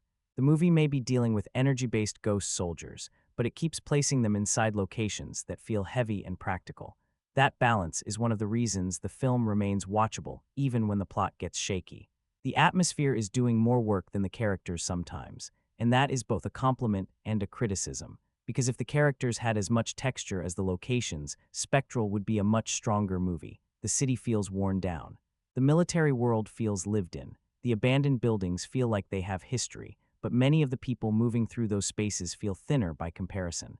The setting has scars. The characters often just have jobs. Still, when the camera moves through that wrecked urban landscape, the movie has presence. You get the sense of a place where war has already stripped away normal life, and now science fiction has arrived to make it even worse. That is a strong visual idea. It gives the movie a grim personality. It helps separate it from cheaper sci-fi action films that look like they were shot in empty warehouses with a few sparks added later. Spectral does not always feel original in story, but visually it has enough atmosphere to hold your attention. The smoke, the debris, the ruined city, the industrial decay, the military convoys pushing through hostile streets, these are the pieces that make the film feel bigger and harsher than its basic plot. They create a world where the invisible threat seems almost believable, not because the science is flawless, but because the environment already feels like a place where reality has been badly damaged. And that is why the warzone design matters so much. It is not just background. It is the film's mood, its texture, and sometimes its strongest character. The pacing in Spectral is a strange thing, because the movie is never completely dead, but it also never feels as smooth as it should. There are stretches where it moves with real confidence. Once the soldiers are out in the city and the threat starts closing in, the film has a clean forward push. People are running, regrouping, trying to understand what just happened, and the danger keeps forcing them into the next situation. In those moments, the movie feels alive. It has that keep moving or die energy that works well for this kind of military sci-fi thriller, but then the rhythm starts to wobble. The opening, for example, does not land for everyone. The film spends time setting up the conflict, the military presence, the strange footage, and Klein's arrival, but some of it feels like the movie is circling around the actual story before properly grabbing it. You can understand why the setup is needed, but the first stretch does not always create the sharpest hook. It feels like the film is warming up when it should already be pulling you in, and then, almost suddenly, things speed up. The Spectrals arrive, soldiers start dying, theories start flying around, and the movie jumps from mystery into survival mode. That shift is exciting, but it also creates one of the film's main problems. Important information often comes too quickly. Instead of letting certain discoveries build naturally, Spectral sometimes rushes through them because it wants to get to the next chase, the next firefight, or the next big technical solution. That makes the story feel uneven. When the action is happening, the movie usually has momentum. When the characters stop to explain the science or discuss the threat, the energy can dip. Not always, but enough that you start noticing it. The film wants to be both a brainy sci-fi puzzle and a loud military action ride, but those two parts do not always move at the same speed. The action wants urgency. The science needs breathing room. Spectral often chooses urgency, and that keeps the film entertaining, but it also weakens the story's impact. Some ideas are introduced, explained, and moved past before they have time to feel important. You get the sense that the movie has a lot it wants to tell you, but it is afraid that if it slows down too much, the audience will lose interest. So instead of fully developing certain moments, it pushes forward. That works in short bursts.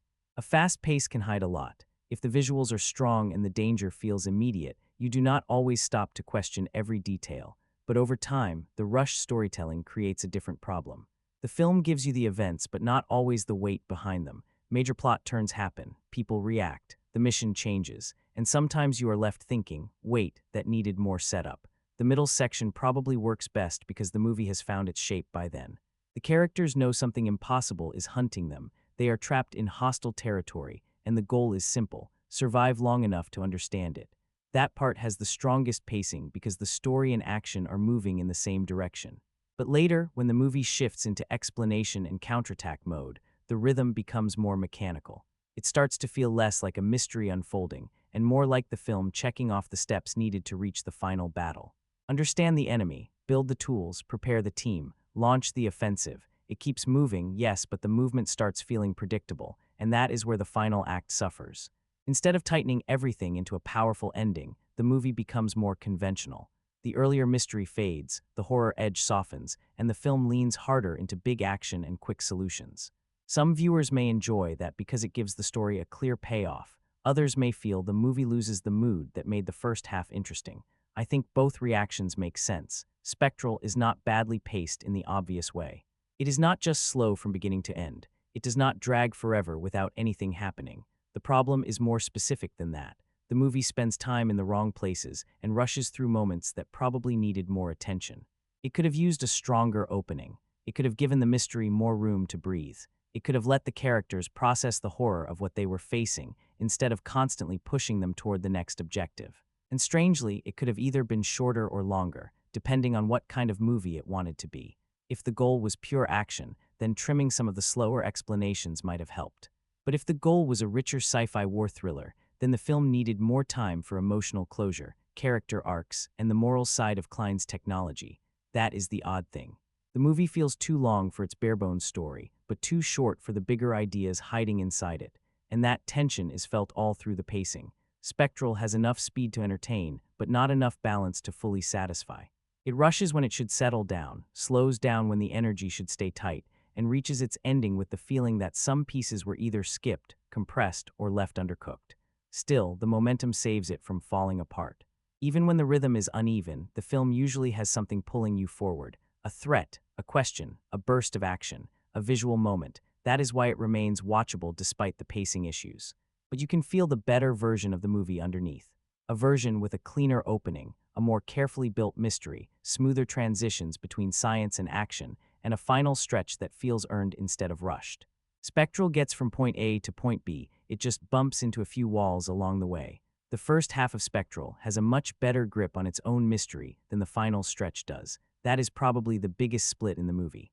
Early on, there is a real sense of uncertainty. The soldiers are seeing shapes they cannot explain. The footage looks impossible. People are throwing out theories, but none of them feel completely reliable. The locals talk about spirits. Madison suspects enemy technology. Klein keeps asking for data. And somewhere in the middle of all that, the movie has this nice uneasy feeling, like it could become several different kinds of film at once. Maybe it is supernatural horror. Maybe it is military science fiction. Maybe it is a war thriller with a hidden experiment underneath. That uncertainty gives the opening half its flavor. You are not just watching soldiers get attacked. You are watching everyone slowly realize that the rules of the battlefield have changed, and nobody has the manual yet. That is when Spectral feels most alive. The threat is still strange. The Spectrals are still frightening because they have not been fully reduced to a technical explanation. They move like ghosts, kill like weapons, and create panic because the characters cannot place them inside a normal category. The movie is at its strongest when it keeps that question hanging. What exactly are these things? And then, as the film moves forward, the mystery begins to shrink. That is not automatically a bad thing. Every mystery has to answer something eventually. The audience cannot spend the whole movie watching people run from glowing figures without any explanation. But Spectral has a problem that many high-concept sci-fi films have. The question is more exciting than the answer. Once the movie starts explaining the Spectrals, the mood changes. The eerie, haunted warzone feeling gives way to a more straightforward action plan. The enemy becomes less of an impossible presence and more of a problem that needs the right weapon, the right theory, and the right final assault. In other words, the movie slowly turns from what are we facing into how do we destroy it. That shift makes sense for the story, but it also makes the film more ordinary. The first half has atmosphere, it has mystery, it has that nice fear of the unknown. The second half has more gear, more explanations, more preparation, and more familiar action beats. Klein figures things out, the soldiers regroup. Weapons are modified, the team prepares to fight back. It becomes less haunting and more mechanical. You can almost feel the movie choosing safety. Instead of staying in that strange space between ghost story and military thriller, it moves toward a conventional final act where everything needs to become clear enough for a big finish. The threat gets defined, the rules get narrowed, the characters stop being overwhelmed by the unknown and start moving toward a solution. And yes, the final stretch still has action, it still looks good.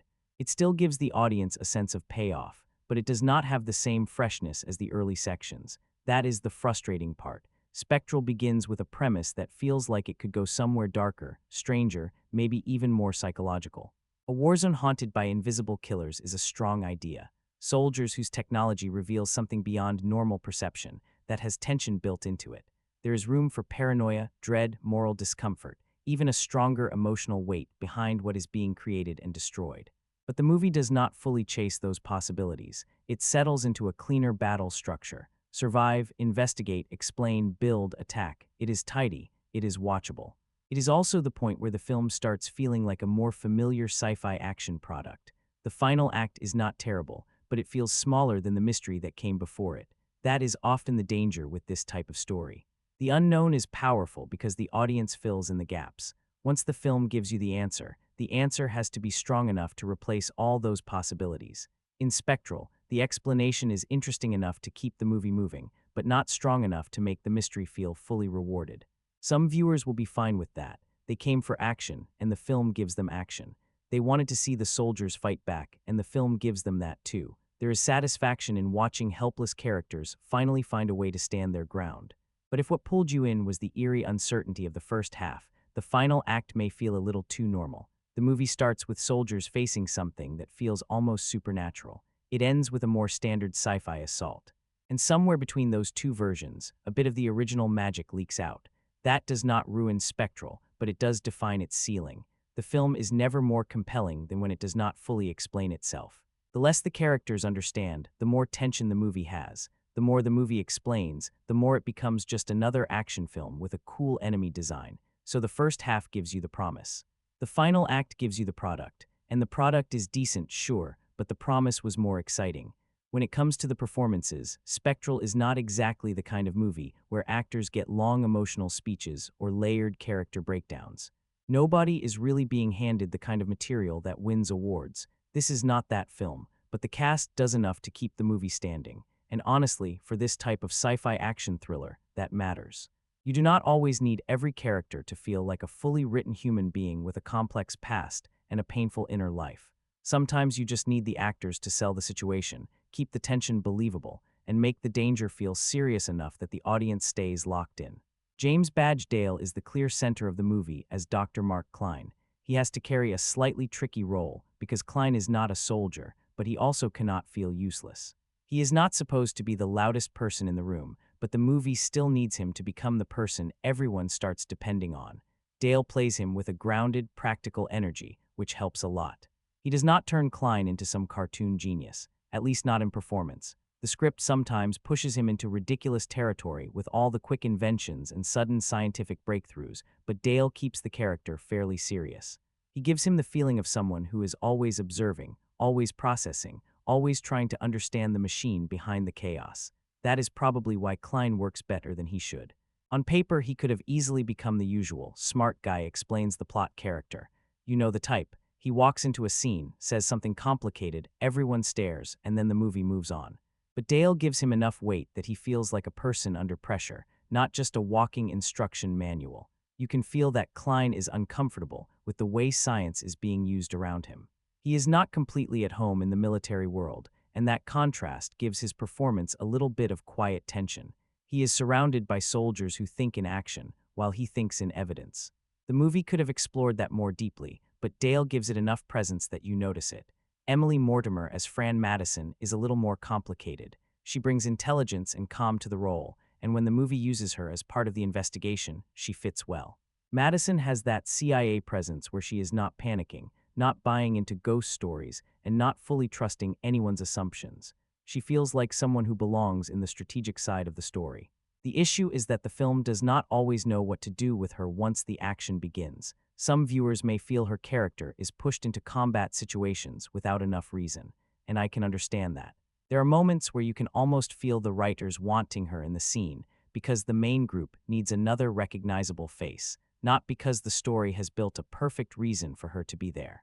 Mortimer does what she can, and she is good enough to make the role feel more solid than it is, but the writing does not always support her. Still, she works as a counterpoint to Klein. She brings a different kind of certainty. He wants data. She wants a workable explanation that fits the conflict. Their dynamic is not deeply developed, but it gives the movie some structure beyond soldiers yelling and things exploding. The military cast is mostly dependable. Bruce Greenwood has that natural command presence, the kind where he can step into a room and instantly feel like the person everyone is supposed to listen to. Max Martini brings some needed toughness and personality to the soldier side of things. The supporting players help create the feeling of a real team, even if the script does not give most of them enough individuality to become truly memorable. And that is the main limitation. The actors are better than the characters. You can tell there is a solid ensemble here, but the movie often uses them as pieces in an action machine. The commander gives orders, the soldiers argue with the civilian, the CIA agent gives intelligence. The scientist solves problems. Everyone has a function, but not everyone has a real inner life. That does not destroy the movie, because Spectral is built more around situation than character. The cast understands the assignment. They keep things moving. They take the threats seriously. Nobody seems embarrassed by the material, which is important in a movie where invisible energy ghosts are killing soldiers in a ruined city. If the actors had winked at the audience or played it too broadly, the whole thing could have fallen apart. Instead, most of them commit to the tone. The movie often feels structured like a military shooter campaign. There is a mission. The mission goes wrong, the squad retreats, new information is discovered, better gear is built, the team returns for a bigger objective. You can almost imagine the levels loading one after another, and sometimes that works in its favor. The movie has a clean forward drive. The characters always have an immediate objective. Reach this location, survive this attack, rescue these people, gather data, build weapons, stop the source. It is easy to follow, and that gives the action a simple momentum, but it also makes the story feel mechanical. Certain moments feel like upgrade sequences. The weapon building scenes especially have that game-like rhythm, where the heroes suddenly unlock the right tools before heading into the final encounter. It is entertaining, but it is not exactly subtle. You can almost feel the movie moving from one mission checkpoint to the next. That does not make Spectral bad, it just makes it familiar. And that familiarity is both the comfort and the weakness of the film. If you enjoy military sci-fi, you may actually like seeing all these ingredients brought together. There is a certain satisfaction in the formula. Soldiers versus impossible enemy, science trying to explain horror, heavy weapons against something that does not follow normal rules, a ruined city, a desperate final push. These elements work because they have worked before. But because they have worked before, Spectral has to fight harder to feel distinct. Its best original angle is the invisible, ghost-like threat scene through specialized military technology. That part gives the movie its identity.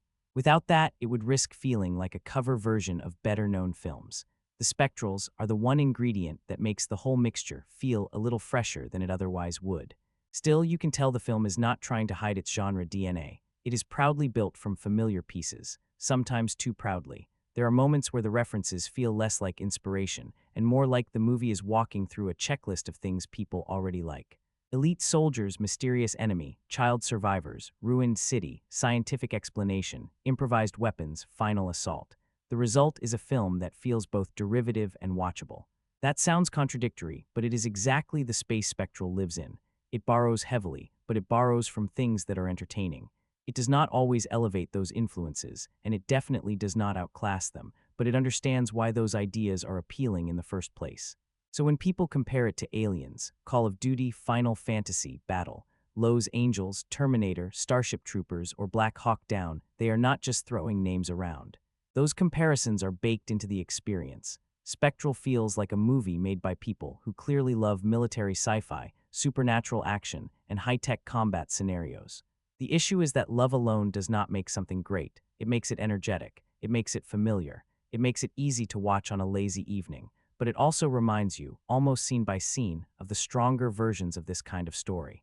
One of the stranger problems with Spectral is the way it uses Moldova. Now, to be fair, this is not a movie that is trying to be a serious geopolitical drama. Nobody is coming into Spectral expecting a deeply researched political thriller about Eastern Europe.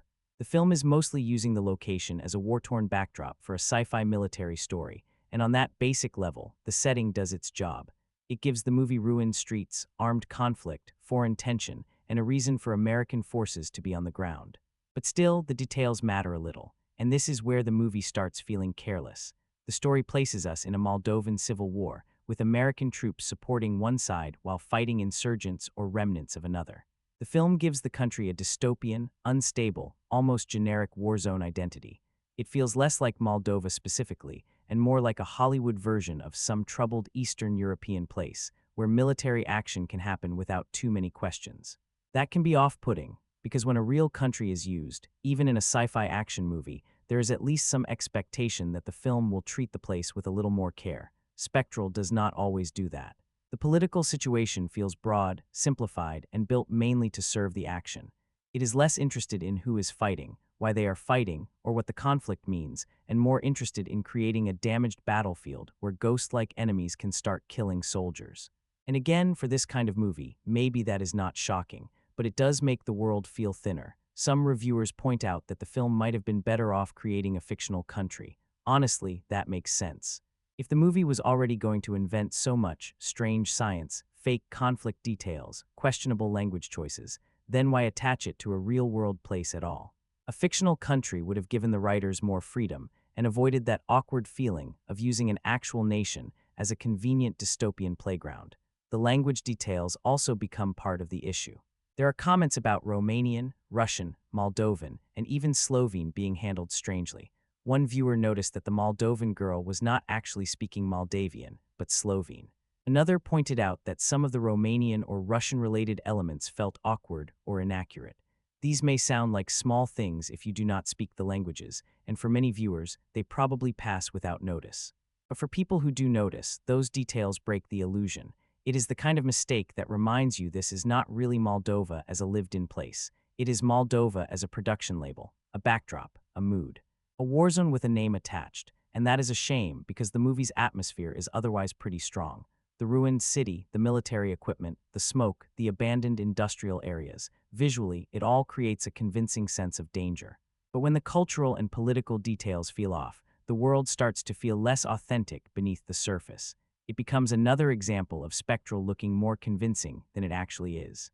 The political angle has a similar problem. The movie leans into a familiar Hollywood military setup, where American forces are positioned as the serious, capable presence inside a foreign conflict. For some viewers, that will just feel like standard action movie language. The US soldiers are there, the situation is bad, the mission goes wrong, and now survival takes over. But for others, that framing feels too simplistic. There is a comment in the source material that pushes back against the whole USA saves the day flavor, and I get why. Spectral is not really interested in examining the politics of intervention.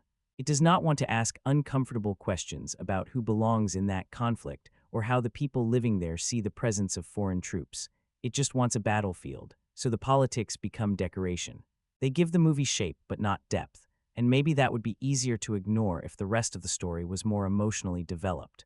But because the characters are already fairly generic and the world building is not very deep, these authenticity issues stand out more. The movie wants the setting to feel gritty and real, but it does not always support that realism with believable cultural or political detail. That creates a weird contrast. The tanks look good, the weapons look good, the destroyed city looks good, the soldiers move through the environment with enough seriousness that the film feels polished. But then the language or political setup reminds you that the world has not been built with the same attention. It is not enough to ruin the movie, especially if you are watching mainly for action and effects. A lot of people will not care whether the language is accurate or whether the political background makes sense. They will see a war zone, understand the stakes, and move on. But these small imperfections do matter because they keep Spectral from feeling fully complete. They are little cracks in the surface, not giant cracks but noticeable ones. The kind that stop the movie from rising above its genre formula and becoming something more convincing. If the film had taken a bit more care with its setting, the entire world might have felt sharper and more grounded. Instead, Moldova becomes less of a place and more of a convenient stage, a damaged city for soldiers to run through, a vague conflict for the plot to stand on, a foreign backdrop that looks serious but does not always feel properly understood. And in a film already struggling with thin characters and shaky logic, that lack of authenticity adds to the sense that Spectral is stronger in presentation than in foundation. It knows how to create the look of a war-torn world. It just does not always know how to make that world feel true. So by the time Spectral ends, the feeling is pretty clear. This is not a great movie, but it is also not a bad one. It lives in that middle zone where you can see the flaws almost the entire time, but you keep watching anyway because the basic idea is strong enough and the presentation is better than expected. That is probably the fairest way to talk about it. Spectral has a good hook. Soldiers in a war zone fighting invisible, ghost-like enemies is the kind of premise that instantly grabs attention. It is simple, clean, and easy to understand. You do not need a long explanation to know why that could be exciting. The movie gives you a battlefield, a strange enemy, a scientist trying to decode the impossible, and a squad of soldiers slowly realizing that their usual weapons are not enough. That alone makes it watchable, and when the film focuses on that core idea, it works. The action has energy, the effects are strong, the ruined city gives everything a gritty texture, the spectrals look cool, the sound design has impact. James Badge Dale gives the story a steady center, and the cast around him does enough to keep the film from feeling completely hollow. There is enough here for a solid evening watch. Not the kind of movie you plan your whole night around, maybe. More like the kind you put on with low expectations, and then, 20 minutes later, you realize you are actually curious to see where it goes. That is where Spectral succeeds. It knows how to deliver a straightforward sci-fi action ride. It does not overcomplicate the basic mission. It does not bury the viewer under too many subplots. It gives you a mystery, pushes the characters into danger, and keeps raising the pressure until the final confrontation. For viewers who enjoy military science fiction, that formula has an easy appeal. But the movie also has a ceiling, and it hits that ceiling pretty hard. The writing is never as strong as the concept. The characters are too generic, the emotional development is thin, the political setup is careless. The science can sound serious one moment and completely ridiculous the next. And the longer the movie goes on, the more you feel the story choosing convenience over depth. That is the main reason Spectral does not become something more memorable. It has the look of a bigger, smarter film, but not always the writing to support it. You can see the money on the screen. You can see the craft in the effects, the military design, the ruined locations, and the overall visual polish. But when it comes to character arcs, dialogue, emotional payoff, and airtight logic, the film starts to feel much thinner. It is a movie with strong packaging and a simple engine, and sometimes that is enough. I would not call Spectral original in a deep way. It borrows too much from other films, games, and genre templates for that. You can feel Aliens, Black Hawk Down, Battle, Lowe's Angels, Call of Duty, and several other influences moving through the story. But the movie combines those pieces with enough confidence that it does not feel completely lifeless. Derivative, yes, empty, not exactly. There is a difference. Some films copy better movies and still feel dead. Spectral at least has momentum. It has a pulse. It may not surprise you as much as it should, but it keeps trying to entertain you. And for a mid-level sci-fi action film, that effort matters. The strange thing is, the movie is both better and worse than it first appears. It is better because the production value is surprisingly strong, the premise is fun, and the action keeps things moving.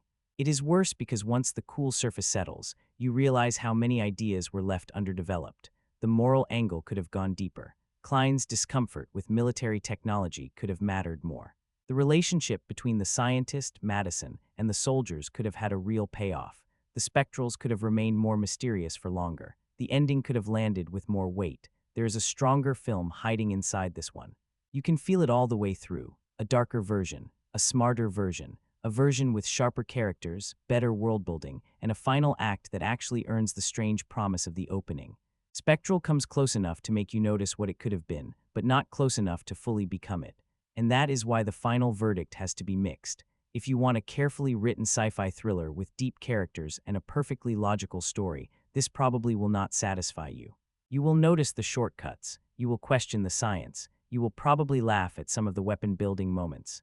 You might find the ending dry or too convenient. But if you want a slick, loud, visually polished military sci-fi movie with a cool enemy concept and enough action to keep you engaged, Spectral does the job.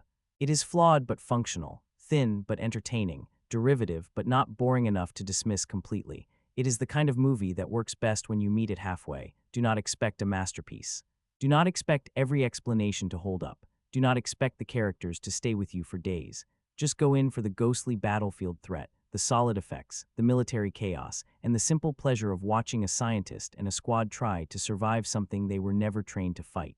And on that level, Spectral is a decent watch, not unforgettable, not groundbreaking, but for a one-time sci-fi action ride, especially on a slow evening, it has enough style, enough tension, and enough strange energy to make the trip worthwhile.